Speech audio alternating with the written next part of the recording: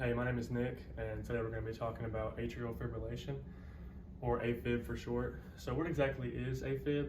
It's when there's rapid and random impulses in the heart that create depolarization in the atrium, and this can lead to abnormal sinus rhythms. So today we're going to talk about some of the causes and effects of AFib. So we'll start with the causes. I have a couple diagrams here. We'll start with this one. So anything that causes some irritation or damage to the atrial walls, the endocardium, the myocardium, can lead to fibrous remodeling, and that can have an effect. So in this case, we have mitral valve stenosis, where there's a faulty valve. It's been hardened and blood can't come from the atrium to the ventricle properly. So it's pooling in the atrium and stretching on these walls, which can cause damage, therefore fibrous remodeling.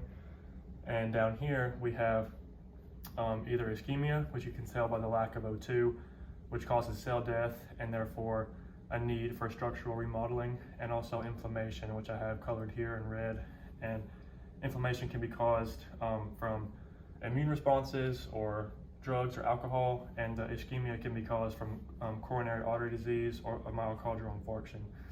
So essentially with this fibrous remodeling, you have essentially scar tissue, and for whatever reason, that creates ectopic foci or wavelets within those areas, and those are capable of firing and producing action potentials. So we also have electrical remodeling as well. And as you can see, this is what it looks like in the atrium when everything is firing off rapidly. And on the electrical side, we have changes in the ERP, or the effective refractory period, and the fast and the slow action potentials. So this is just really implying to conduction and how fast impulses are conducted through the atrium and throughout the heart. And what we're really concerned about is the slow action potentials, because this refers to the AV node, which usually the AV node is the gatekeeper of conduction before the impulses get from the atrium to the septum of the heart and then to the ventricles for contraction, which allows for proper ventricular filling. It's usually about a 0.13 second delay. However, if the effective refractory period is shortened, which simply means that in this range you can generate an action potential, but there will be no conduction.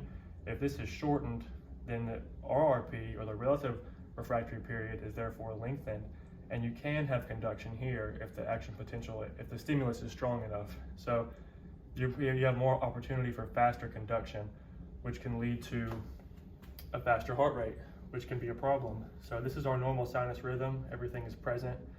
But in the AFib ECG, you can see the sinus rhythm is abnormal. There's a lack of a P wave, and also it's pretty rapid. Everything just looks a little shaky. So with no P wave, that corresponds with no atrial contraction.